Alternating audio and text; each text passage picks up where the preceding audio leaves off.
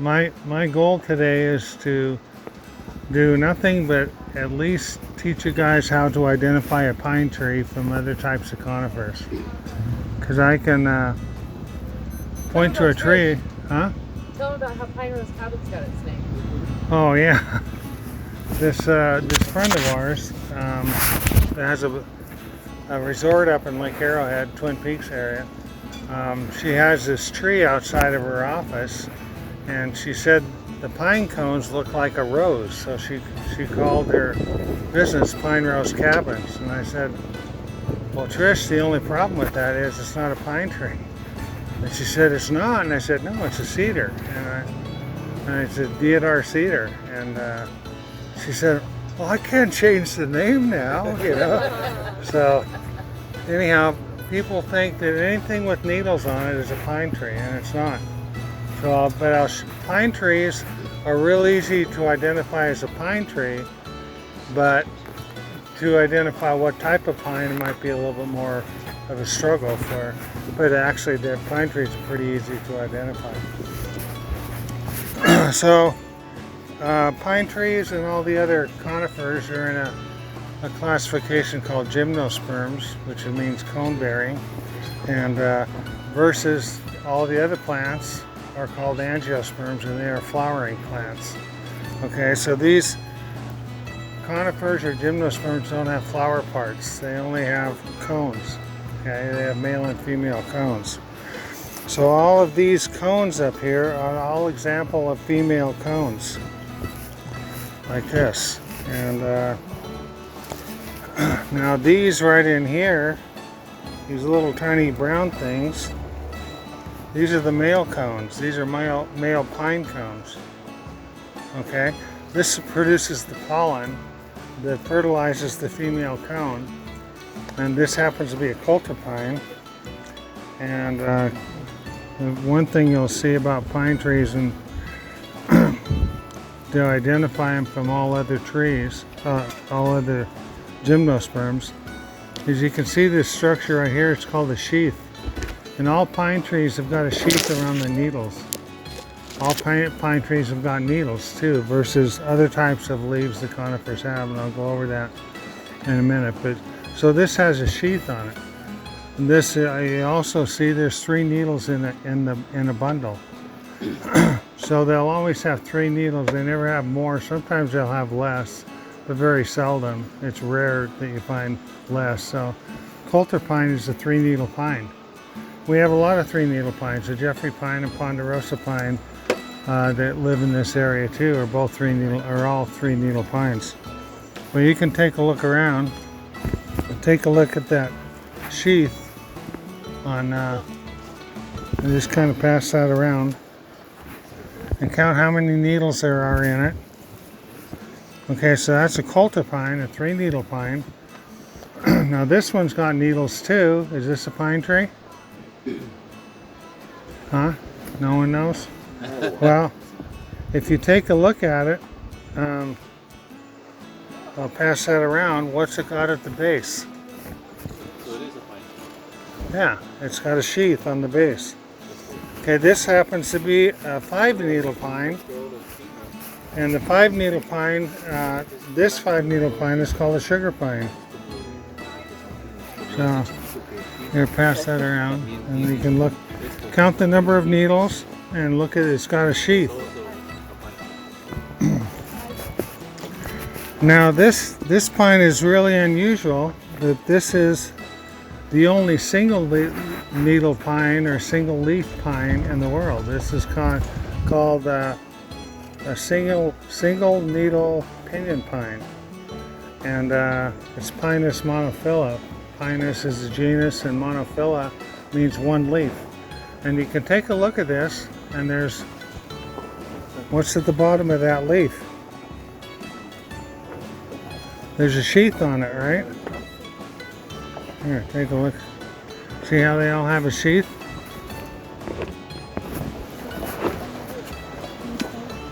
Want to see it? Anyone else want a sheath?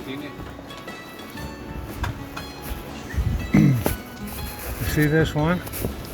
See it's got a sheath on the bottom? There's only one pine.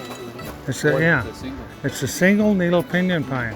There's a lot of different kinds of pinyon pine. In fact, there's more different types of pine trees in the country of Mexico than there are in any other country in the world. Who wouldn't think that?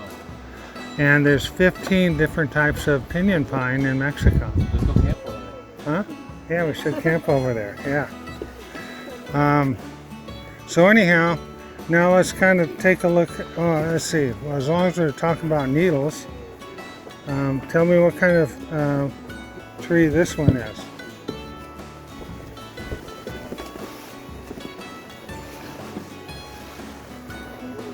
Or this. Here. Here, take a look at that one.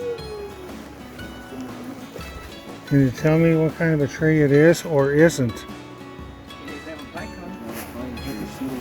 Yeah. Doesn't have a sheep, right? Yeah. Not a pine tree. It's just a regular goosey tree. Okay. You may not know what kind of tree it is, but you should know what kind of tree it isn't. And it's not a pine tree because there's no sheath on the needles on either one of them. This is a cedar tree. This is called, this is not a native tree. I found it growing out here. But this is Cedrus atlantica glauca. And it's kind of a bluish kind of needles. And there's also a variety called just Cedrus atlantica. And it's green needles. But you can see the cone is a lot different. And all the cones on this tree grow straight up from the branch. This is how it was growing on the tree. So, and then there's a male cone. Looks like right next to it here. So that'll pollinize the female cones. This tree here has got needles on it too, but it's not a pine tree either because you look at it and there's no sheath on it. And you can look how, I'll pass both of these around, but see how the needles are borne differently on the branch. This is called a white fir. It's it's F-I-R, fir. It's Abies concolor's botanical name. And you can see the needles come out. If you look at the bottom, the needles that come out on the bottom grow towards the top. So the bottom it looks completely different than the top. And these needles aren't round, they're kind of flattened, okay? Versus these needles are round. So and like a spruce, they have round needles too, but they look different than both of these. I should have picked a spruce. There's no native spruce in these mountains, but there are spruce growing that people have planted. But a spruce has got a round needle, and they're borne completely around the branch, and they kind of look like a bottle brush, okay? But that's how you can tell a spruce. So to pass these around and take a look at the difference in the needles, the shape and the size, and how they're borne on the branch itself. Okay. Here, compare it to this one.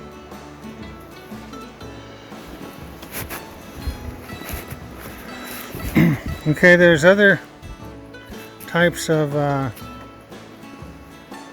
conifers that we saw yesterday, and this is another cedar, but that's a true cedar. That's Cedrus atlantica glauca, and this one is called California incense cedar. This is a native tree, but it's not a true cedar. It's in the genus Calocedrus, and you can see the leaves are a lot different.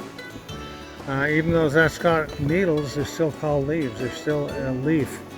This has got a type of leaf called a scale leaf, and that you can take a look at it, and it's a segmented leaf. They kind of grow over the top of each other, and they're kind of flat.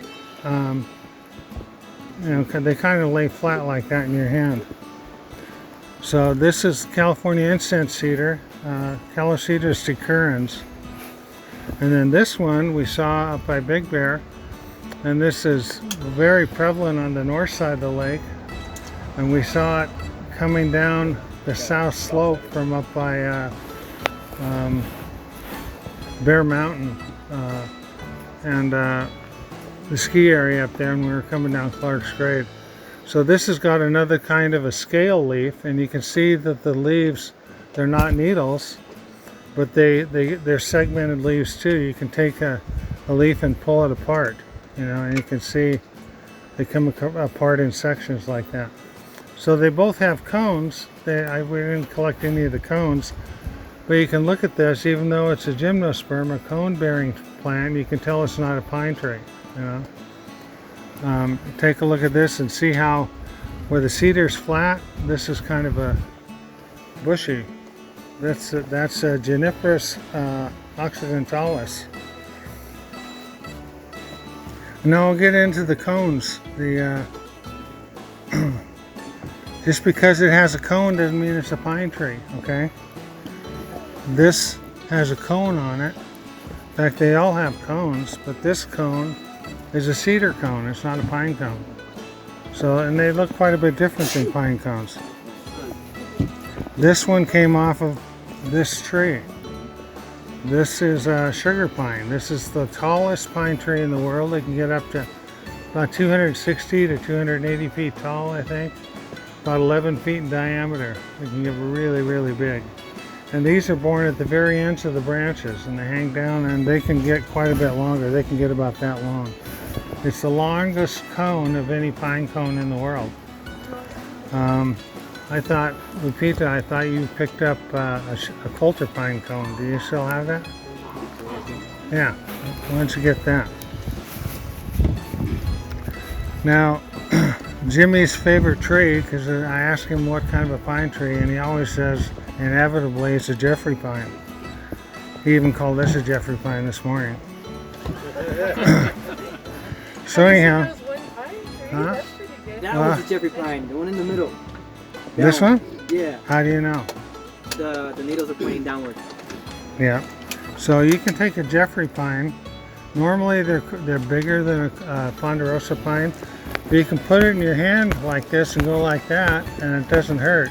You know, these little points are pointing in. Yeah. Okay, this is the Coulter pine.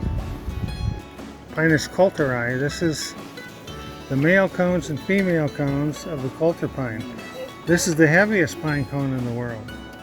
And they both this and the sugar pine produce an edible seed. You know, they call pine nuts, and they're very, very good. Slightly sweet, very high in fat and calories, so they're a really good survival food for the Indians. But these things can be wicked. I had one growing at our house in Cedar Glen, and the squirrels would come and gnaw off the cones, so they'd fall and they could go in and get the seed out of them. And they would hit the garage roof and put holes in the roof, you know. So I finally cut the tree down and to save the roof. But this is a heavy cone, the heaviest of all pine cones. So this is like I said, the sugar pine, and the sugar pine has an edible fruit too. I mean, an edible seed too, and it's born inside the scales, just like in here. And both of these seeds can be about that big. And then this right here, a little tiny cone, but it produces a seed as big as both of these. And this is the pinyon pine. This is the single leaf pinyon pine. And it produces the seed down in here too.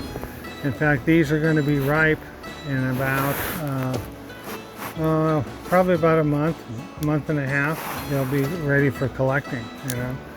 And if you go out and collecting them, expect to get really pitchy, you know, sappy. They produce copious amounts of sap, and they, in fact, there's a seed. I doubt if there's anything in it, but you can see the seed left in this cone.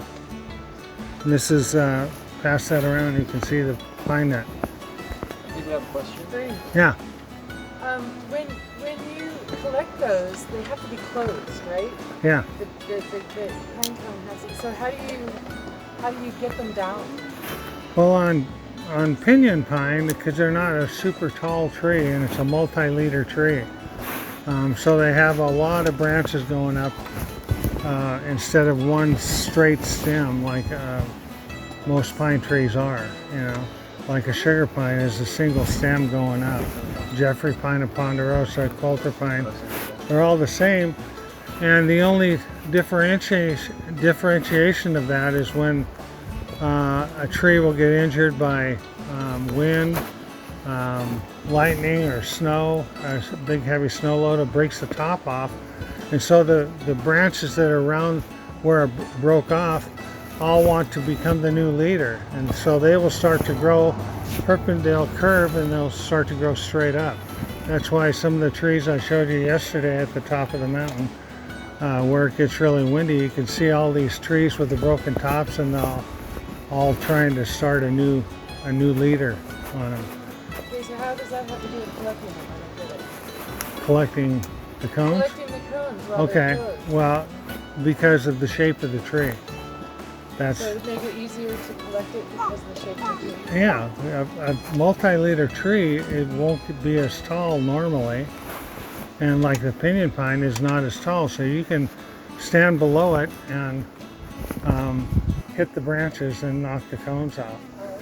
A sugar pine, which can easily be 150 feet tall, and these are born at the very end of the branches, so how are you going to get those things off, you know? I mean, you're going to have to, you know, train a monkey to go out the end, and, you know, because it won't support the weight of a human, or either that or use a crane, you know, to go collect them, or just hope the squirrels will come and gnaw this thing so they'll fall, and then you can go collect the seed, you know. So some of the seeds, and then when you get them, like I say, they're closed, and so you have to get them warm so that the cones open up and they'll drop the seed. And you can do that by one way is just to put them in a black plastic bag and put them in the sun, and they'll heat up, and then the cones will open. The Indians tried that, but they ran out of plastic bags. So, so what they did is they would build a fire and make the cones around it, lay them around the fire, and the heat from the fire would open the cones. Or sometimes they would actually set fire to the cones and let them burn for a little bit and turn them off. I mean, put them out, and yeah, and then that would open the cones and expose the nuts. So we're going over the Jeffrey pine, excuse me, and you can go like that and it doesn't hurt you. Well, this is a ponderosa pine, and it goes like this, and you can feel that the little points on it point out, and so you can remember the difference, because this is gentle Jeffrey and this is prickly ponderosa. So if you put a ponderosa cone in your hand and go like that, the little points on the ends of the scales will prick you. This happens to be the seed on the, I'm not sure if this came out the ponderosa or the Jeffrey, but this was a winged seed, and there's a hole in the end, that's where the seed was. So when the tree opens and drops its seed, these will kind of helicopter down, and that's one of the ways, or the best way, that the pine trees could disseminate their seed to have the seed spread from the parent tree, so that the new seeds wouldn't grow right underneath the tree, but they would drift in the wind, and they could get, 25, 100, maybe 300 feet away, depends on how windy it was. But these things kind of go down, they could just kind of helicopter down like that. So you can take a look at this, and take these and then rub them in your hands like that. That's gentle Jeffrey, and this is prickly ponderosa. Here. You feel that, the difference? So Bernie, earlier you mentioned that the sugar pine and I forgot the larger name, the larger one, name of that one? Coulter pine? Coulter? Coulter. Coulter, okay. Those have edible seeds. Yeah. Now, does a single pinyon pine, is that seed edible? Oh yeah. In fact, that's usually when you buy pine nuts, they'll either be from the pinyon pine. That was the most easily collected seed for the local Indians. Even all the way into Mexico, they have so many different types of pinyon. that was the most easily accessible seed. The coulter pine and the sugar pine had equally as good a seed, but they were just harder to collect. It's harder to get to the cones, you know. So Isn't it Italian stone pine? Italian stone pine is one that is from Europe, but when you buy pine nuts at the store, unless they say it's pinyon pine, it's a real good chance it's an Italian stone pine seed. And that's a tree called, it's another multi-liter pine. It lives in the Mediterranean area, and it's Pinus pinea, where I didn't give all the names of this, but the sugar pine is Pinus lambertiana, named after a botanist named Lambert. And this one is Pinus coulteri, named after a botanist named Coulter. And then this cone here, what would you say this is? I don't know. Is this a pine cone? Yeah, it is. No. Look at it. Look at no, it's wavy, but look at one structure that this has on it that none of the pines have. We got this little thing hanging down right here. None of the pines have that. This is another local native tree. The botanical name, usually the botanical names help me and they make sense, but this one doesn't make any sense at all. This is a big cone Douglas fir or a big cone spruce, but it's not a fir or spruce. The botanical name is Pseudotsuga macrocarpa, and Pseudotsuga means false hemlock, but it's not a hemlock either. So I don't know. Whoever named this one was trying to play with everyone, I think. But so this is related to Douglas fir, which is not a true fir. It's in the genus Pseudotsuga, and but Douglas fir grows all over Northern California, Oregon, Washington, into Canada. It's a real important timber tree that they use for making lumber. This one that grows in the southwest United States, mostly just in California, doesn't make all that great a lumber, but it's a real pretty wood. The sapwood is kind of a reddish color, you know, as compared to pine and stuff like that is white or kind of a light tan. So it's a real pretty wood, but it's from a distance, the shape of it, the silhouette looks like a sugar pine. Looks very similar to sugar pine. But just because it has a cone doesn't mean it's a pine cone. Okay? This is a cedar cone, not a pine cone. This is a big cone Douglas fir cone or a big cone spruce, you know. So hopefully you will all be able to identify a pine tree as a pine tree and not some other conifer. You know, maybe you can't tell what it is and say, I can tell you one thing, that it's not a pine tree, or this is definitely a pine tree, you know. So that's what I wanted to accomplish. Hopefully I did that.